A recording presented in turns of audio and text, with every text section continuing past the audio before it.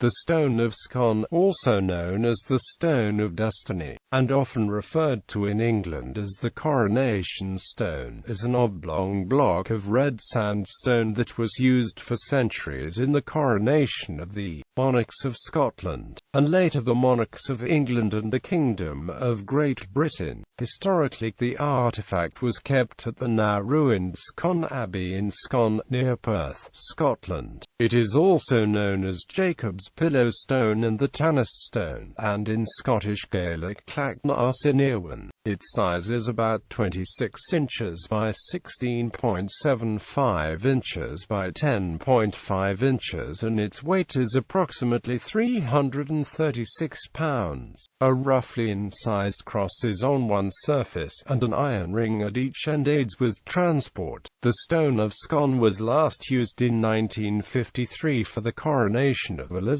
II of the United Kingdom of Great Britain and Northern Ireland. Tradition and history. Origin and legends. In the 14th century, the English cleric and historian Walter Hemingford described the previous location of the Scottish Coronation Stone as the monastery of Scone, a few miles north of Perth. Apud monasterium de Scone positus est lapis per grandis in ecclesia dei juxta magnum altar concavus quidem ad modum rotundae cathedrae confectus, in quo futuri regis loco quasi coronationis ponebentur ex more. At the monastery of Scone, in the Church of God, near to the high altar, was placed a large stone, hollowed out as a round chair, on which future kings were placed for the coronation, according to custom. Various theories and legends exist about the stone's history prior to its placement in Scone. One story concerns Fergus, son of Earcy, the first king of the Scots in Scotland, whose transport of the stone from Ireland to Argyll, where he was crowned in it, was recorded. Some versions identify the stone brought by Fergus with the leofale used at Tara for the High King of Ireland. Other traditions contend the leofale remains at Tara. Legends place the origins of the stone in biblical times and consider the stone to be the Stone of Jacob, taken by Jacob while in Haran. Geologists proved that the stone taken by Edward I of England to Westminster as a lower Old Red Sandstone, which was quarried in the vicinity of Scone. Doubts over the authenticity of the stone have existed for a long time. A blog post by retired Scottish academic and writer of historical fiction Marie Macpherson shows that they date back at least 200 years. A letter to the editor of the Morning Chronicle, dated the 2nd of January 1819, states, "On the 19th of November, as the servants belonging to the West Mains of Dunsinane House were employed in carrying away stones from the excavation made among the ruins that point out the site of Macbeth's castle here, part of the ground they stood on suddenly gave way, and sank down about 6 feet, discovering a regularly built vault, about 6 feet long and 4 wide. None of the men being injured, curiosity induced them to clear out the subterranean recess, when they discovered among the ruins a large stone, weighing about 500 pounds, which is pronounced to be of the meteoric semi-metallic kind. This stone must have lain here during the long series of ages since Macbeth's reign. Besides, it were also found 2 round tablets, of a composition resembling bronze. On one of these 2 lines are engraved, which a gentleman has thus deciphered: "The sconce of kingdom come, until sylphs in air carry me again to Bethel." These plates exhibit the figures of targets for the arms. From time immemorial it has been believed among us here, that unseen hands brought Jacob's pillow from Bethel and dropped it on the site where the palace of Scone now stands. A strong belief is also entertained by many in this part of the country that it was only a representation of this Jacob's pillow that Edward sent to Westminster, the sacred stone not having been found by him. The curious here, aware of such traditions, and who have viewed these venerable remains of antiquity, agree that Macbeth may, or rather must, have deposited the stone in question at the bottom of his castle, on the hill of Dunsinane, where it has been found by the workmen. This curious stone has been shipped for London for the inspection of the scientific amateur, in order to discover its real quality. Westminster Abbey in 1296. The stone was captured by Edward I as spoils of war and taken to Westminster Abbey, where it was fitted into a wooden chair, known as King Edward's chair, on which most subsequent English sovereigns have been crowned. Edward I sought to claim his status as the Lord Paramount of Scotland, with the right to oversee its king. Some doubt exists over the stone captured by Edward I.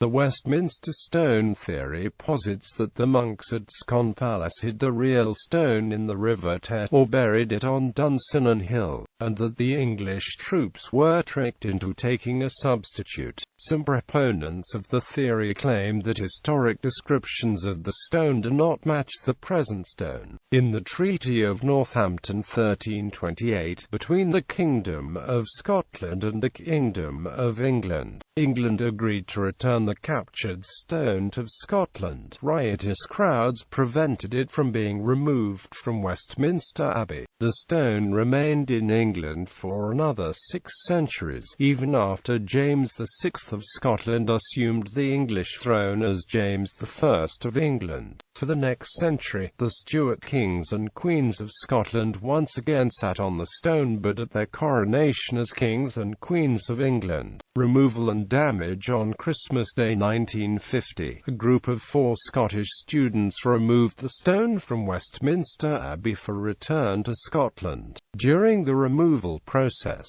the stone broke into 2 pieces. After burying the greater part of the stone in a Kent field, where they camped for a few days, they uncovered the buried stone and returned to Scotland, along with a new accomplice, John Jocelyn. According to one US diplomat who was posted in Edinburgh at the time, the stone was hidden for a short time in a trunk in the basement of the consulate's public affairs officer, unknown to him, before it was removed. Although English, Jocelyn, who was then a student at the University of Glasgow, was a Scottish nationalist. Edward I was Jocelyn's 21st great-grandfather. The smaller piece was similarly brought north at a later time. The entire stone was passed to a senior Glasgow politician, who arranged for it to be professionally repaired by Glasgow stonemason Robert Gray. A major search from the stone was ordered by the British government, but proved unsuccessful. The custodians left the stone on the altar of Arbroath Abbey on the 11th of April 1951, in the safekeeping of the Church of Scotland. Once the London police were informed of its whereabouts, the stone was returned to Westminster 4 months after it was removed. Afterwards, rumours circulated that copies had been made of the stone, and that the returned stone was not the original.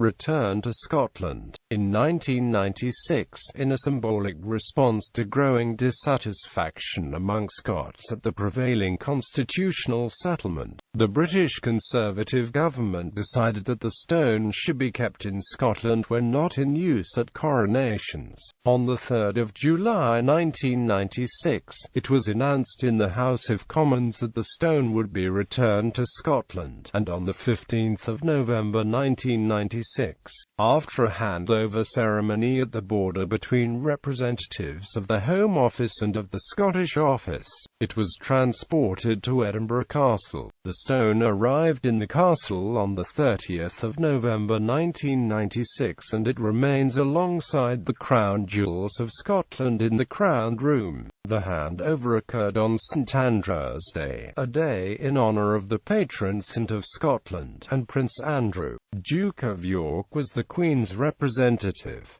In popular culture, the Stone of Scone's removal from Westminster Abbey and return to Scotland is the subject of the 2008 film Stone of Destiny, with Charlie Cox as Ian Hamilton, who also appears in a cameo role in the film.